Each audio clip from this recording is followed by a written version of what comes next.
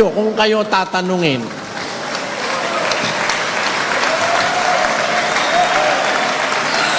maaari, kung may nakikinig na iglesia ni Manalo, tututol agad sa atin dahil allergic sila ron yung sa sinasabi ko na gusto mo bang maging Diyos? Aba, sabi nila, yan ang inalok ni Satanas kay Eva Kaya nadaya niya si Eva Inalok niyang maging Diyos. Yan ang sabi ni Bularan at saka ang kanyang kasama. Mali yun Mali yun. Paratang nyo lang yun kay Satanas.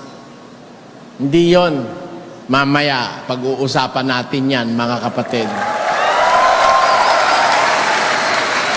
Kaya ibabalik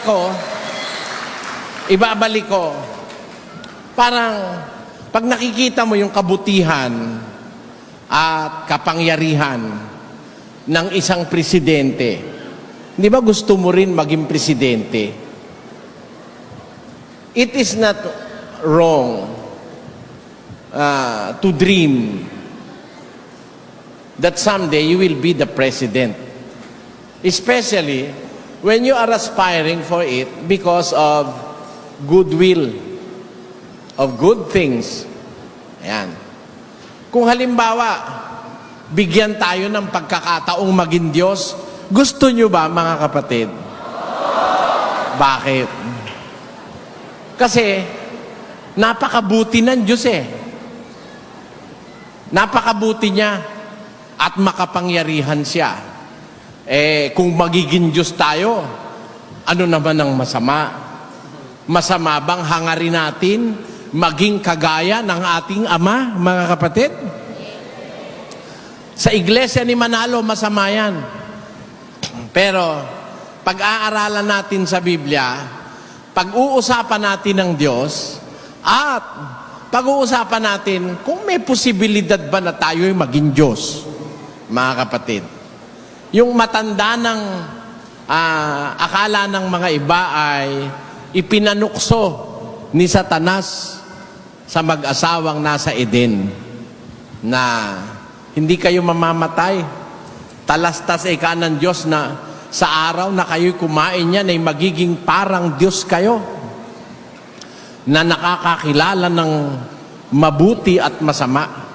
Yun ang sabi ng demonyo ngayon, ang sabi ng iglesia ni Manalo, yun daw ang pantukso ni Satanas, yung maging Diyos ang tao.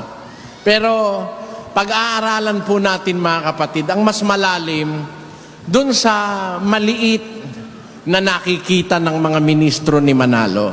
Alamin natin sa pamamagitan ng kasulatan, is there a possibility for us to be God or like God or God? Of course, pag wala tayong mababasang batayan sa Biblia, masama. Pero kung may mababasa tayong batayan sa kasulatan, ano naman ang masama kung hangarin natin na tayo maging Diyos, mga kapatid? Kaya ko to sinasabi, worldwide Bible exposition ito Narinig tayo sa buong mundo sa araw na ito o sa oras na ito, mga kapatid. Kaya aalamin po natin sa Biblia, paano tayo, may pagkakataon ba tayong maging Diyos, mga kapatid? Isa-isahin ko sa inyo. Una, sa Biblia, mga kapatid,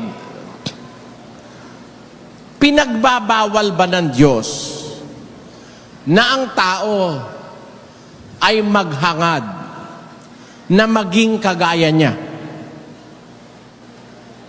Meron ba tayong mababasa sa Biblia na ang tao'y pinagbawalan ng Diyos na magkaroon ng hangarin sa buhay na maging kagaya ng Diyos? Is there any verse in the Bible that prohibits us from wanting to be like our Father God? Meron ba nun? Ako kasi, wala akong maisip Yung ginagamit ng iglesia ni Manalo, sa 11 ng Uzias, hindi lang nila naiintindihan yon. Babasahin ko yung sinasabi sa Oseas 11. Hindi ko isasagawa ang kabangisan ng aking galit. Hindi ako babalik upang ipahamak ang Efraim, sapagkat ako'y Diyos at hindi tao. Yan. Ako'y Diyos at hindi tao. Ang sabi raw sa Biblia, ako'y Diyos at hindi tao. Kaya yung Diyos hindi pwedeng maging tao. Yun ang dugtong nila ron eh. Wala naman sa talata yun. Uulitin ko ang talata. Ang sabi ng Diyos, hindi ko isasagawa ang kabangisan ng aking galit. Hindi ako babalik upang ipahamak ang Efraim, sapagkat ako'y Diyos at hindi tao. I am God and not man. Hindi naman sinabi, I am God and cannot be man. Iba yon. Sabi niya, I am God and not man. That is of course true. Because He is speaking as God and He is not man. Pero walang nakasulat sa Biblia na ang Diyos hindi pwedeng maging tao.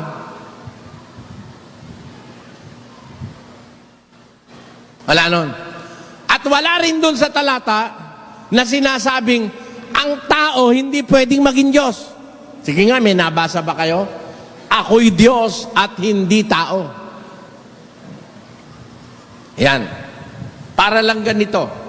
May babasahin ako sa awit 22. May ibig kasing sabihin yun eh.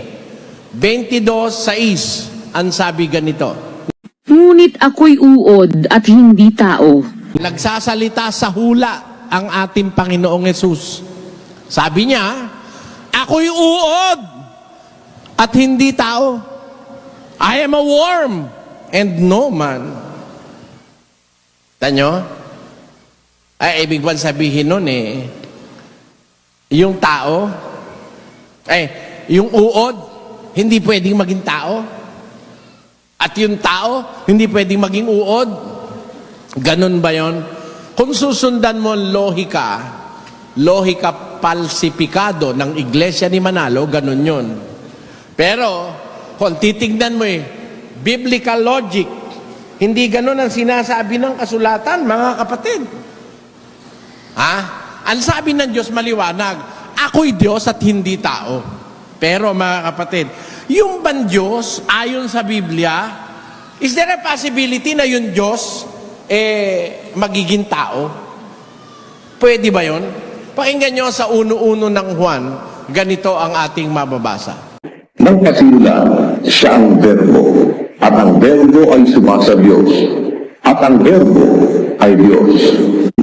At nagkatawang tao ang Verbo, at tumahan sa gitna natin, at nakita namin ang kanyang kaluwalhatian gaya ng sabuntong ng Ama, na puspos ng biyaya at katotohanan. In the beginning was the Word, and the Word was with God, and the Word was God. 14. And the Word was made flesh. Ang salita ay naging tao. And the Word was made flesh. The Word was God, and the Word was made flesh. Tanyo? Yung palang Word na Diyos, yung verbo na Diyos, naging tao, nagkatawang tao. Kaya, yung 11:9 ng Oseas, mali yung sinasabi ng Iglesia ni Manalo ron na yung tao, yung Diyos, yung tao hindi pwedeng maging Diyos, yung Diyos hindi pwedeng maging tao. Mali yun. Mali yun. Kung Biblia ang pag-uusapan, ngayon yung utak ng mga ministro ni Manalo pag-uusapan, wala tayong pakialam doon. Alam mo, yung utak ng tao, kahit saan pwedeng makarating yan eh. Di ba? Kahit ano, pwedeng isipin yan eh.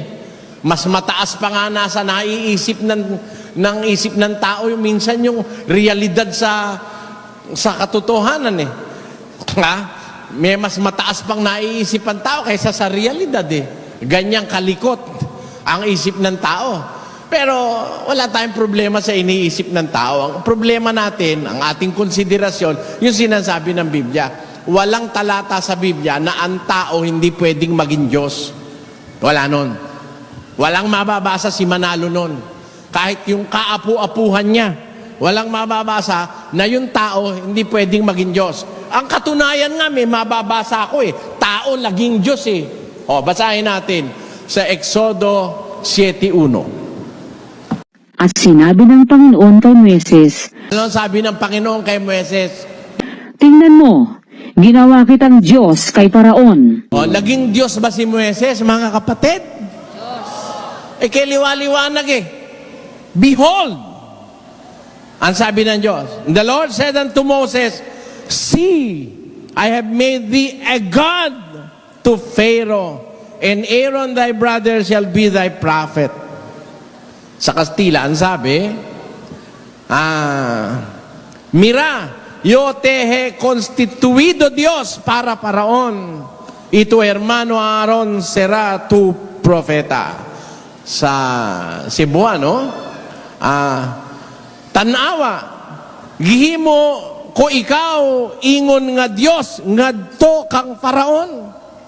Ug si Aaron nga imong igsoon mamawang imong manalagna. Tanyo, tanawa, Moises, gihimo ko ikaw ingon nga Dios ngadto kang Paraon. Maliwanag ba yan, mga kapatid? Well, ang Diyos ang may sabi niyan eh. I have made thee a God to Pharaoh. Tao ba si Moises, mga kapatid? O, ginawa siyang Diyos kay Paraon. Naging Diyos ba siya? Ginawa ng Diyos. Pwede mo namang ginawa ng Diyos, hindi mangyayari. Huwag mo naman sabihin, Diyos-Diyusan si Moises. Hindi naman sinabi ng Diyos, ginawa kitang Diyos-Diyusan kay Paraon. Hindi. Ginawa kitang Diyos kay Paraon.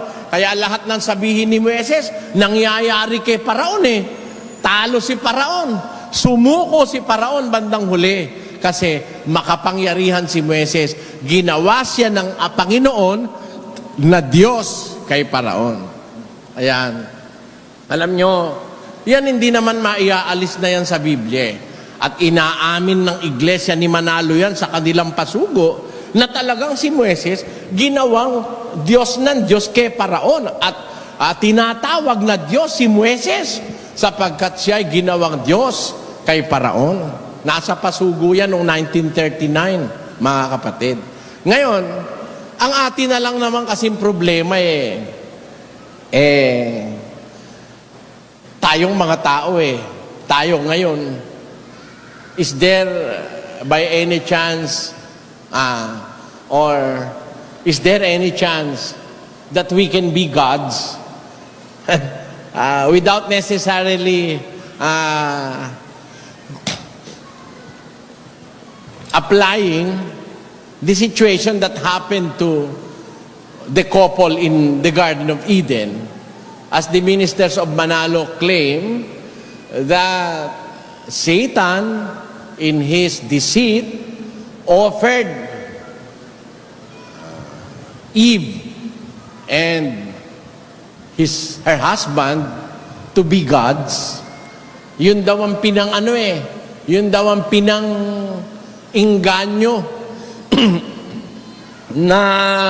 ni Satanas sa mag-asawa. Baka gusto nyong maging Diyos, kain kayo nito. Ayan. Para bang ganon? Parang masama ba? Ganon. Titignan natin